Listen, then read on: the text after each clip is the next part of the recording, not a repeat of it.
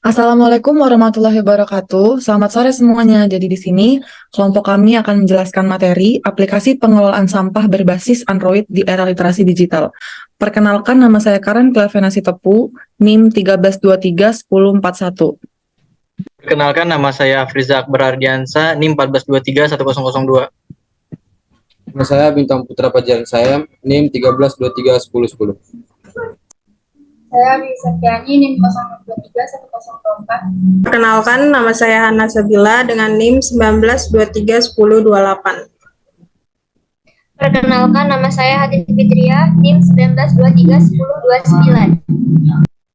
Perkenalkan, nama saya Zawa Febri Tahira, NIM 06231085. Perkenalkan, nama saya Ziyad Faridani, NIM 09231082. Jadi di sini aku mau ngejelasin apa sih pengertian kesehatan lingkungan itu.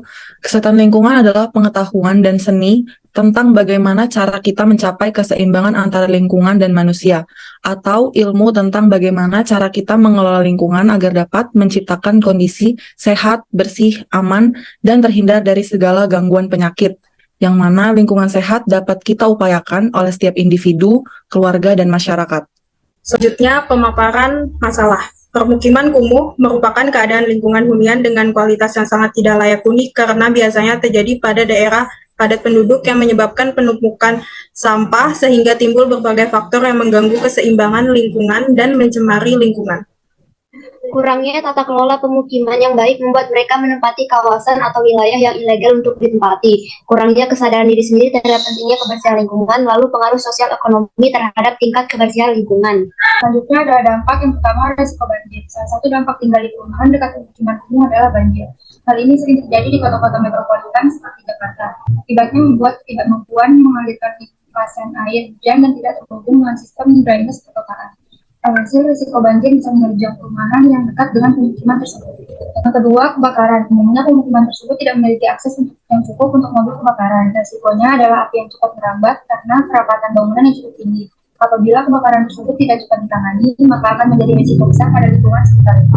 Yang ketiga, risiko penyebaran penyakit. Penyakit yang kerap ditemui adalah muntaber, demam berdarah, diare, DBC, ispa, kaki gajah, dan penyakit pes karena kencing tikus. Buruknya sanitasi dan drainase menjadi salah satu faktor penyebaran penyakit tersebut. Dalam beberapa tahun terakhir, beberapa macam jenis penyakit mengalami kenaikan akibat penurunan kualitas lingkungan. Penularan penyakit berpotensi melalui air, udara, hingga tanah. Yang keempat, menimbulkan bau. Hal ini akibat ketidaksediaan sistem pengelolaan persampahan di kawasan pemukiman kumuh. Selain itu, akibat ketidaktersediaan sarana dan prasarana pengelolaan persampahan hingga tercemarnya lingkungan. Kemudian akibat tidak adanya sistem pengolahan air limbah yang baik. 5. Dampak fisik pada lingkungan dan alam. Banyaknya penduduk di pemukiman kumuh yang membuang sampah sembarangan sehingga lingkungan menjadi rusak. Selain itu, sampah bertumpuk mengundang banyak penyakit. 6. Menumpuknya sampah. Penumpukan sampah dan limbah material rumah yang tidak bisa didaur ulang karena tidak menggunakan sustainable material. Selanjutnya ada pencegahan. Pengembangan kawasan kumuh harus dihentikan dan diarahkan ke arah perencanaan yang lebih baik dengan mempertimbangkan aspek keberlanjutan dan kebutuhan masyarakat. Yang pertama, pembangunan infrastruktur dasar. Penyediaan infrastruktur dasar seperti jaringan air bersih, sistem sanitasi, akses listrik, dan jalan yang baik sangat penting untuk meningkatkan kualitas hidup di pemukiman kumuh. Yang kedua, ada program pengembangan sosial dan ekonomi. Melalui program pelatihan kerja, akses ke kredit mikro, dan bantuan kesejahteraan sosial, penduduk permukiman kumuh dapat diberdayakan untuk meningkatkan kondisi ekonomi mereka. Yang ketiga, mencari artikel yang berhubungan dengan permasalahan dan cara penanganannya.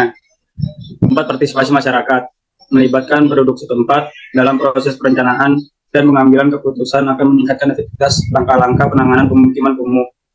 Dan pentingnya untuk diingat bahwa penanganan pemukiman kumuh adalah tugas kompleks dan memerlukan kerjasama antar pemerintah, masyarakat, dan sektor swasta. Yang kelima, menggunakan aplikasi daur ulang sampah seperti Octopus. Octopus yang berfungsi mengubah sampah plastik menjadi uang. Yang kedua, Zerolim, berfungsi untuk mendaur ulang sampah minyak jelantah.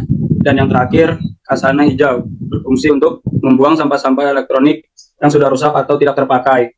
Aplikasi-aplikasi ini tersebut membantu untuk mengurangi limbah sampah plastik dan elektronik pemukiman umum.